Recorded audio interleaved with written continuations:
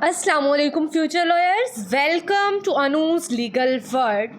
So students, आज का lecture भी लेट मॉक टेस्ट से रिलेटेड है। मैं आपसे जो मॉक टेस्ट ले रही हूँ आज उसका सेट 3 है और मे बी ये लास्ट मॉक टेस्ट होगा इस सीरीज़ का। तो स्टूडेंट्स, आज मैं आपको की तो प्रोवाइड कर दूँगी, लेकिन मैं आपको पहले बता दूँ जो फर्स्ट मॉक टेस्ट मैंने लिया उसमें मुझे बच्चों की मेल्स रिसीव हो गई थी। कुछ बच्चों ने टिकटॉक पे भी मुझे सेंड किया, तो मैंने 25 अबव स्टूडेंट्स को चेक करके रिमार्क्स दे दिए थे। और आज भी मैं आपको अलाउ कर रही हूँ, जो बच्चों में मुझे भेजेंगे उनमें से भी मैं फ़र्स्ट 20 को चेक करूँगी।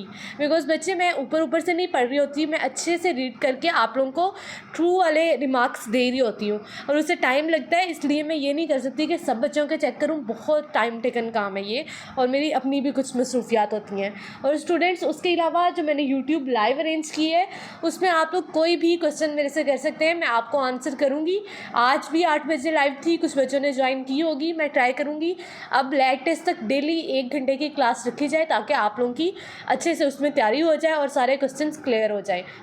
अभी कल वाले लाइव में तो मैंने सिर्फ आप लोगों को कमेंट्स के आंसर्स किए थे, लेकिन नेक्स्ट लाइव में मैं आपको और टिप्स भी दूंगी। कुछ पॉइंट्स हैं मेरे पास जो आपसे डिस्कस करने वाले हैं। तो अभी स्टार्ट करते हैं हमारी की। होप सो आपका टेस्ट अच्छा हुआ होगा। कितने मार्क्स आपके आते हैं आपने कमेंट में ज़रूर बताना है, मुझे आप लोगों की प्रोग्रेस पता चले। तो फर्स्ट हमारा MCQ था, हमने एंटोनिम बताना था पोलाइट का। तो आप लोग देख सकते हैं जिनको सिनोनिम एंटोनिम मुश्किल लग रहे हैं वो देखें इसके ऑप्शंस को ज़रा। जेंटल, फ्रेंडली, काइंड, तीनों का सेम मीनिंग होता है तकरीबन, और जो रूड है वो टोटली डिफरेंट चीज़ है और वही उसका करेक्ट ऑप्शन है। तो आपका करेक्ट ऑप्शन डी रूड है। उसके बाद फिल इन द ब्लैंक्स है she insisted dash going to the party. तो इसका प्रपोजिशन आपने पुट करनी है बी ऑप्शन, ऑन इधर फिट होगा। She insisted on going to the party. उसके बाद है choose the synonym of angry. अब आपको पता चल गया एंग्री है। अब उसने आपने नीचे उसके ऑप्शंस जब देखने हैं, ग्लैड, हैप्पी, मैड, सैड। तो आपको ग्लैड और हैप्पी पता चल रहा है सेम है। अब मैड और सैड इससे डिफरेंट है, लेकिन आपने ऑप्शन से देख लेना क्या एंग्री सैड होता है। तो नहीं, एंग्री सैड नहीं होता, एंग्री मैड होता है। उसके बाद हमारे पास है select the correctly spelled word. आपको मैंने बताया था आपने साइड पे वर्ड लिख के देख लेना है। आप जब वहाँ पे लिखेंगे तो आपको ऑप्शंस में चूज़ करना आसान होगा। अगर डायरेक्ट आप लोग ऑप्शंस पढ़ेंगे तो कंफ्यूज हो जाएंगे। इसका ऑप्शन सी करेक्ट है। उसके बाद हमारे पास है, अच्छा इसमें इनडायरेक्ट स्पीच आपने बतानी है, इसमें करेक्ट होगा ऑप्शन ए। अगर आपको डायरेक्ट इनडायरेक्ट स्पीचेस नहीं आती तो स्टूडेंट्स आप लोग यूट्यूब पे जाएं, आप लोगों ने जाके वहाँ पे लिखना है एक्टिव पैसिव, तो वो भी आपको मिल जाएंगे। डायरेक्ट इनडायरेक्ट स्पीच भी आपको वहाँ पे मिल जाएंगे, आपने वहाँ से उसकी प्रिपरेशन कर लेनी है। मैंने अभी कोई भी लेक्चर इस पर अपलोड नहीं किया, मुझे कुछ टाइम नहीं मिला इसके ऊपर, बट स्टूडेंट्स आपने इसे मिस नहीं करना, आपने इसकी प्रिपरेशन करके जानी है। उसके बाद हमारे पास फिल इन द ब्लैंक्स है I am afraid dash snakes. तो इसका ऑफ ऑप्शन सही होगा। उसके बाद है choose the antonym of success. अब आप लोग देख सकते हैं ए, बी और डी ऑप्शन का तकरीबन सेम मीनिंग है जो कि सिनोनिम्स हैं सक्सेस के, बट आपसे एंटोनिम पूछा गया है तो आपने फेलियर लगाना है जो कि चारों ऑप्शन में सबसे डिफरेंट है। उसके बाद स्टूडेंट्स हमारे पास करेक्ट स्पेलिंग आपने बताना है, ये भी साइड पे लिख लेना है। मेंटेनेंस का आप सबको पता होगा, तो मेंटेनेंस का करेक्ट जो स्पेलिंग है वो आपने यहाँ से चूज़ कर लेने हैं। उसके बाद सिनोनिम बताना है स्मार्ट का। तो आप लोग देख रहे हैं स्टूपिड, स्लो, डल, तीनों सेम मीनिंग रखते हैं जो कि इसके ऑप्शंस ठीक नहीं है। इसका correct option intelligent, A option है। उसके बाद हमारे पास फिल इन द ब्लैंक्स है he is responsible for this project आएगा। आप लोग जाके मेरी प्रपोजिशन वाली वीडियो देख सकते हैं, आपको सारी प्रपोजिशन समझ में आ जाएंगी। उसके बाद इसका भी पैसिव वॉइस बताना था आपने, इसका सी ऑप्शन ठीक है। स्टूडेंट्स ये ज़्यादा मुश्किल नहीं होता, ख़ासतौर पे जब आपको ऑप्शन दे दिए जाएँ तो एक्टिव पैसिव बहुत आसान हो जाते हैं। आपने बस इसके बेसिक जो है एक लेक्चर जाके ले लेना है, देन इंशाल्लाह आपके इस एक्टिव पैसिव बिल्कुल भी गलत नहीं होंगे। उसके बाद एंटोनिम बताना है आपने कोल्ड का। कोल्ड का एंटोनिम हॉट होता है, ठीक है, इसका ऑपोजिट बताना है ना, इसलिए हॉट आएगा। फिल इन द ब्लैंक में हमारे पास they have been playing cricket since morning आएगा, फोर नहीं आएगा, इधर सिंस आएगा। Select the correctly spelled word, तो इसका भी आपने साइड पे लिख के देख लेना है, आपको पता चल जाएगा। Choose the synonym of small. अब स्मॉल बिग भी नहीं होता, लार्ज भी नहीं होता, ह्यूज भी नहीं होता, ये तीनों सेम है। लिटल डिफरेंट है, लिटल इसका ठीक ऑप्शन है। उसके बाद हमारे फिल इन द ब्लैंक्स है she is capable of doing this work, of ठीक ऑप्शन है। Choose the antonym of bright. अब आपने ये गलती नहीं करनी कि इसका सिनोनिम लगा के आ जाए। एंटोनिम पूछे, एंटोनिम लगाना है जो कि डल होगा। करेक्ट स्पेलिंग बताने हैं प्रिविलेज के। अब प्रिविलेज के बहुत बच्चों को मिस्टेक हुई होगी, सी लगा के आए होंगे, उन्हें लगा होगा डी साइलेंट है इसमें, लेकिन डी इसमें नहीं आता। प्रिविलेज के ठीक ऑप्शन बी पे है। उसके बाद हमने टेंस बताना था, फ्यूचर कंटिन्यूस टेंसेस के लिए मैंने आपको बताया है। मैं आपके साथ 2 पिक्चर्स शेयर कर चुकी हूँ जिसके अंदर हैंड्स बने हुए हैं और उसके ऊपर लिखा हुआ है कौन सा प्रेजेंट कैसे होता है, पास्ट कैसे होता है। वो आपको व्हाट्सएप चैनल पे मिल जाएगा, आप उसे जाके तैयार कर लें, वो बहुत ईजीली आपको समझ आ जाएगा। उसके बाद सिनोनिम बताना है हेल्प का, तो हेल्प का ब्लॉक, हिंडर, हार्म, ये सारे तो ऑपोजिट्स है ना। असिस्ट इसका ठीक सिनोनिम होगा। इंग्लिश पोर्शन हो गया। अगर आपने मॉक टेस्ट 1 2 दिया है, आपका अच्छा हुआ था, तो 3 भी आपको करना बहुत आसान लगा होगा, तकरीबन पैटर्न सेम था। जनरल नॉलेज, ये थोड़ी सी बच्चों को मुश्किल लगती है, लेकिन मैं ऐसे ऐसे एमसीक्यूज़ दे रही हूँ जो कि बहुत ज़्यादा एक्सपेक्टेड है एग्ज़ाम में आना, इसलिए आप लोग इसको अच्छे से प्रिपेयर कर लें। अगर आपका गलत भी होता है तो आप उसे देखा करें कि बाद के लिए आपको याद रहे। करेंसी ऑफ यूरोपियन यूनियन क्या है? यूरो, बी ऑप्शन इसका ठीक है। The largest country by area in the world is, अब ये बाय एरिया पूछी हुई है, बाय पॉपुलेशन नहीं पूछी हुई, तो बाय एरिया रशिया ठीक है। उसके बाद the Panama canal connects the Pacific ocean with, किसके साथ? बी ऑप्शन ठीक होगा इसका। The national language of China, ये मे बी कुछ स्टूडेंट्स को ना पता हो, तो इसका ठीक ऑप्शन सी है। और students the smallest country, largest हमें पता चल गया, हमने ऊपर देखा बाय एरिया बाय पॉपुलेशन अलग होती है, स्मॉलेस्ट कौन सी है? वेटिकन सिटी स्मॉलेस्ट कंट्री है। The great barrier reef is located in Australia. The longest river in the world is, तो स्टूडेंट्स आपको पता है इसका बी ऑप्शन ठीक है।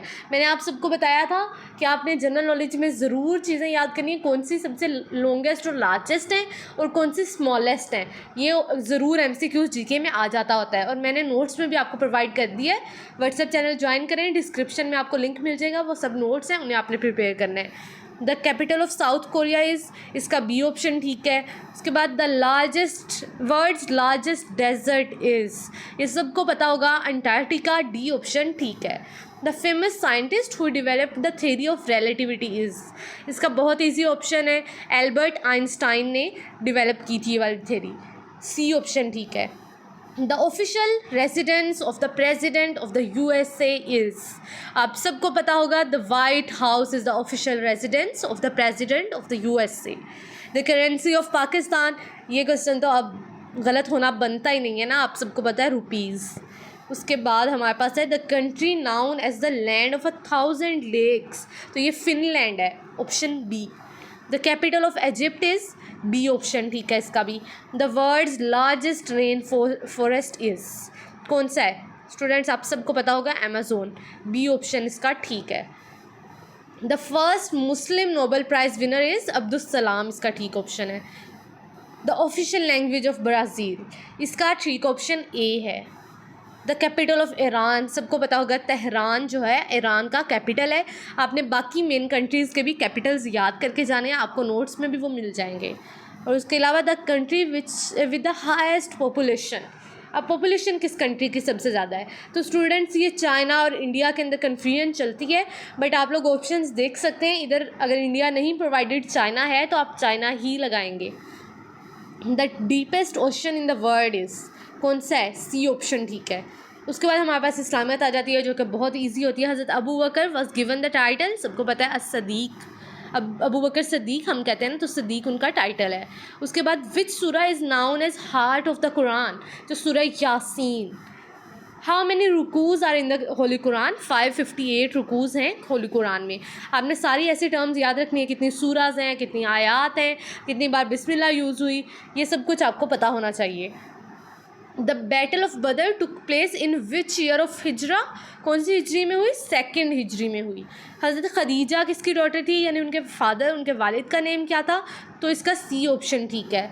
उसके बाद which angel is responsible for bringing revelation, वही कौन से जो फरिश्ते हैं वो लेके आते हैं, आप सबको पता है हज़रत जिब्राइल अलैहिस्सलाम लेके आते हैं। उसके बाद in which cave was the holy Quran first revealed, कौन सा गार था जहाँ पे होली कुरान रिवील हुआ था? तो गार हिरा, इसका ठीक ऑप्शन है। How many sajdas are in the holy Quran, तो 14 सजदास हैं। The event of Miraj, Miraj का इवेंट, कुछ बच्चों ने हिजरी याद की होगी इसकी, लेकिन आपको ये भी पता होना चाहिए कि नबूवत के, प्रॉफिटहुड के कितने साल बाद मिराज का वाक़या हुआ। तो प्रॉफिटहुड के 10वें साल मिराज का वाक़या हुआ, ये आपको पता होना चाहिए। उसके बाद हज़रत अली अलैहिस्सलाम वाज मार्टिर्ड इन विच सिटी, आप सबको पता होगा कूफा की मस्जिद में फजर के टाइम हज़रत अली अलैहिस्सलाम शहीद हुए, तो इसका ठीक ऑप्शन कूफा है। पाक स्टडीज़ उसके बाद आ जाती है, ये बहुत इजी था। Who gave the concept of Pakistan first time, Allama Muhammad Iqbal. Pak Afghan border को हम क्या कहते हैं, Durand line. I think so ये वाला MCQs रिपीट हुआ है, मैंने आपको ये पहले भी बताया था, शायद फर्स्ट मॉक टेस्ट में भी ये था, ये तो अब आपका गलत नहीं होना चाहिए। National anthem of Pakistan was written by, किसने लिखा, हफीज़ जलंधरी ने नेशनल एंथम लिखा। आपको पता होना चाहिए कि पाकिस्तान का नाम किसने रखा, पाकिस्तान का फ्लैग किसने बनाया, और ये नेशनल एंथम हफीज़ जलंधरी ने लिखा। उसके बाद करंट पाकिस्तान कॉन्स्टिट्यूशन। अब पहले तो आप लोग मुझे कमेंट सेक्शन में बताएं ना, पहले 2 कॉन्स्टिट्यूशन कौन कौन से ईयर में आए थे, फिर जो थर्ड है उसका तो ऑप्शन हमें पता ही है, जो कि अभी चल रहा है 1973 का। पहले 2 के आपने कमेंट सेक्शन में बताने हैं। Tarbela dam is built on which river, किस रिवर पे है, इंडस रिवर पे है, ये भी आपको पता होना चाहिए। First president of all India Muslim league was, कौन था स्टूडेंट्स, कुछ लोग कायदे आज़म लगा के आएंगे, लेकिन इसका ठीक ऑप्शन सर आगा खान है। उसके बाद Lahore resolution is also known as Pakistan resolution. Pakistan first LNG terminal is located at, कहाँ पे है स्टूडेंट्स, पोर्ट कासिम पे है, ये भी आपने याद रखना, बहुत इंपॉर्टेंट है, ये भी आ सकता है आपके पेपर के अंदर। Current chief minister of Gilgit Baltistan, तो ये तो आपको पता चल गया, इसका ठीक ऑप्शन ए गुलबर खान है, लेकिन आपको पता होना चाहिए हमारे प्रोविंसेस के कौन कौन से चीफ मिनिस्टर इस वक्त चल रहे हैं, इवन गवर्नर्स का भी पता होना चाहिए आपको, इससे रिलेटेड MCQs आ जाता होता है। और students the main theory strengthened by Pakistan resolution was, अच्छा कौन सी थेरी थी, आप सबको पता होगा 2 नेशन थेरी, 2 कौमी नज़रिया जो था वो उसने स्ट्रेंथन किया।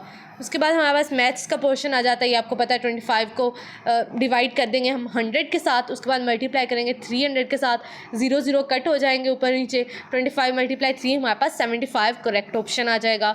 उसके बाद अगर एक साइड जो है स्क्वायर की वो 35 मीटर है, तो एरिया जो है स्क्वायर का वो कितना होगा, स्क्वायर के एरिया का फॉर्मूला मैंने आपको बताया था, साइड मल्टीप्लाई बाय साइड होता है। साइड हमें दी हुई है 35, मल्टीप्लाई 35 करेंगे 1225 मीटर स्क्वायर, आपके पास आंसर आ जाएगा। A number is multiplied by its 1/3 to get 192. Find the number. अब आप इसमें क्या कर सकते हैं, अब आप इन ऑप्शंस को यूज़ करें, हर ऑप्शन को 1/3 से मल्टीप्लाई करेंगे तो आपका जिसमें आंसर ठीक आ गया, जो उनसे ऑप्शन पे ठीक हो गया, तो आपको पता लग जाएगा कि यही वाला करेक्ट है। उसके बाद the perimeter of a rectangular playground is 240 metre, its length is 70 metre, its breadth is, तो आपने पेरीमीटर ऑफ रेक्टेंगुलर का मैंने आपको फॉर्मूला प्रोवाइड किया था, उसके अंदर दोनों वैल्यूज़ को पुट करना है, आपका आंसर आ जाएगा। उसके बाद हमारे पास है what is the angle which is equal to its complement, तो स्टूडेंट्स आपको ये चीज़ें पता होनी चाहिए, ये एंगल 45 डिग्री का एंगल है। उर्दू सबसे आसान होता है, हिकमत का मुतरादिफ दानाई होता है, आप सबको पता है। ताकतवर के लिए मजबूत का वर्ड भी यूज़ होता है। रुग़बत क्या होती है, ख्वाहिश होती है। जफ़ा वफ़ा, अच्छा अब जफ़ा का मीनिंग नहीं पूछा हुआ, मुतज़ाद पूछा हुआ, तो आपने मुतज़ाद ही लगाना है। जफ़ा का ऑपोज़िट वफ़ा होता है। उसके बाद बैरूनी का ऑपोज़िट अंदरूनी होता है। तकरीरी का ऑपोज़िट तहरीरी होता है। सूफ़ी अब मुज़क्कर है या मुनस, ये आपको पता होना चाहिए कि ये मुज़क्कर है। लफ़ज़ की कितनी अक़साम होती हैं, मैंने आपको उर्दू ग्रामर का लेक्चर दिया, उसके अंदर ये सारी बातें हमने डिस्कस की थी। लफ़ज़ की कितनी अक़साम है, 2 अक़साम है। कौन कौन सी हैं ये आप मुझे कमेंट सेक्शन में बताएंगे। उसके बाद ऐसा लफ़ज़ जिसका मानी हो वो क्या कहलाता है, जिस लफ़ज़ का मानी हो उसे हम कलमा कहते हैं। और आगे मैंने उसी से रिलेटेड एक और दिया, ऐसा लफ़ज़ जिसका मानी ना हो वो क्या कहलाता है, तो वो महमल कहलाता है। तो स्टूडेंट्स होप सो आपको की समझ आ गई होगी। तो स्टूडेंट्स आप लोग लाइव सेशन अगर कोई भी क्वेश्चन है तो ज़रूर अटेंड किया करें, बिकॉज जो दूसरे स्टूडेंट्स भी क्वेश्चन करते हैं उनके आपको आंसर्स मिल जाते हैं, आपके बहुत से प्रॉब्लम्स सॉल्व हो जाते हैं। और उसके अलावा अगर स्टूडेंट्स कोई भी आपका क्वेश्चन है तो आप लोग अपना क्वेश्चन तैयार करें। मैं कल भी इंशाल्लाह लाइव सेशन ज़रूर अरेंज करूँगी, तो उसके अंदर आप वो क्वेश्चन कर सकते हैं। आज के लिए अल्लाह हाफिज़। Subscribe to Anu's legal word and don't forget to press bell icon.